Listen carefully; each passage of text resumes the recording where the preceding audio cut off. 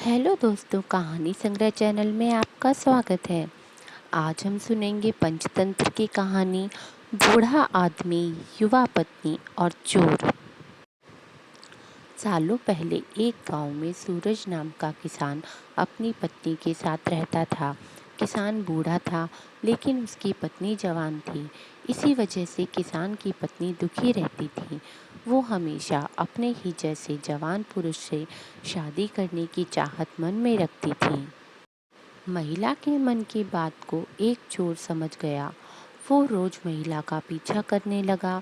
एक दिन उसने किसान की पत्नी को ठगने के विचार से उसे एक झूठी कहानी सुनाई। चोर ने कहा, सालों पहले मेरी पत्नी मुझे छोड़कर चली गई थी। अब मैं अकेला हूँ। मैं तुम्हारी सुंदरता पर मोहित हो गया हूँ और तुम्हें अपने साथ शहर ले जाना चाहता हूँ। स्त्री यह सुनते ही खुश हो गई। वो फटाफट बोली, ठीक है, मैं तुम्हारे साथ चलूँगी, लेकिन मेरे पति के पास बहुत धन है। पहले मैं उसे ले आती हूँ। उन पैसों से हम जीवन भर आराम से रहेंगे। यह सुनकर चोर ने कहा कि ठीक है, तुम जाओ और लौट कर इसी जगह आना। मैं तुम्हारा इंतज़ार करूँगा। स्त्री घर पहुंची तो देखा कि पति गहरी नींद में था। महिला ने सारे जेवर और नकदी को पोटली में बांधा और चोर के पास चली गई।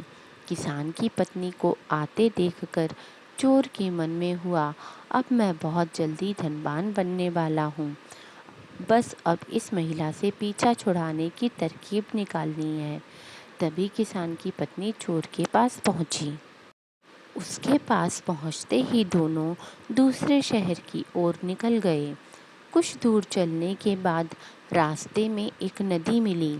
नदी को देखते ही चोर को एक तरकीब सूझ गई। वह महिला से बोला, देखो, नदी गहरी है, इसे मैं तुम्हें पार करवाऊंगा, लेकिन पहले मैं यह पोटली नदी के उस पार रखूंगा, फिर तुम्हें साथ ले जाऊंगा। स्त्री को चोर पर पूरा विश्वास था। उसने कहा, हाँ, ऐसा करना ठीक रहेगा।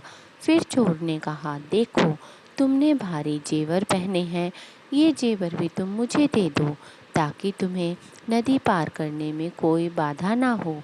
यह सुनते ही किसान की पत्नी ने अपने सारे जेवर चोर को दे दिए। पोटली में बंधा धन और महिला के जेवर लेकर चोर नदी के पार चला गया। महिला उसके लौटने का इंतजार करती रही, लेकिन वो फिर कभी लौटकर नहीं आया। अब महिला को बहुत दुख हुआ और उसकी आंखों से आंसू बहने लगे, लेकिन पछतावे के लिए तब तक बहुत देर हो चुकी थी। उसका सारा पैसा और जेवर लेकर चोर जा चुका था।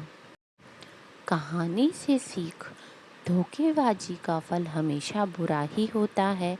व्यक्ति जैसा बोता है वैसा ही काटता है। इसीलिए कहा जाता है कि हमेशा हर रिश्ते में ईमानदारी दिखानी चाहिए।